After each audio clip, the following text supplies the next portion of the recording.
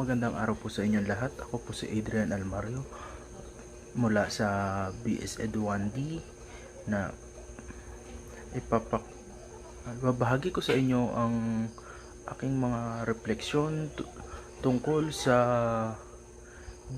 sa subject na GE 103 o the Contemporary World, at ito po ang aking refleksyon.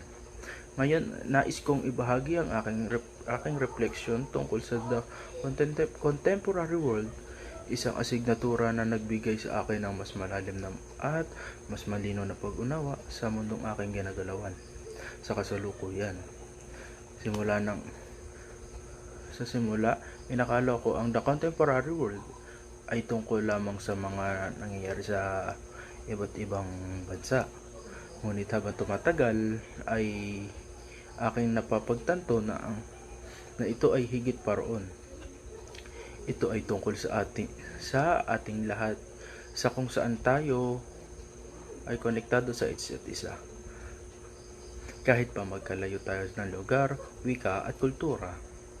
Sa asignaturang ito, aking naunawaan na ang mundo ay patuloy na nagbabago dahil sa globalisasyon, teknolohiya, kultura at ugnayan ng iba't ibang bansa.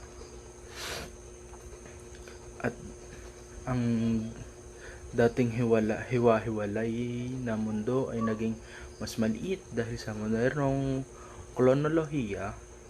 Sa isang pindot lamang ng cellphone ay maaari na tayo makipag-usap sa mga tao mula sa ibang bansa, kagaya ng mga kamag-anak natin, ninong, ninang na nasa abroad.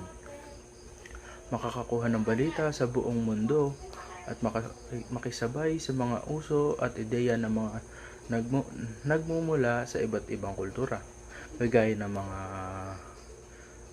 kung anong mga uso ngayon, kagaya ng mga fashion tsaka ng mga trends. Dahil dito, napapagtanto ko na hindi na makakahiwalay ang mga bansa. Ang ekonomiya ng isang bansa ay maaaring maapektuhan ng desisyon ng ibang bansa. Ang mga isyong panlipunan sa isang lugar ay maaaring magkaroon ng epekto sa pandaigdigang antas. Halimbawa, ang climate change ay hindi lamang problema ng isang bansa, kundi problema ng buong mundo.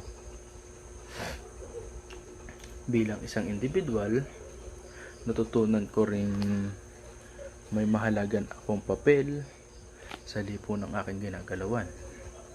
Hindi lamang gobyerno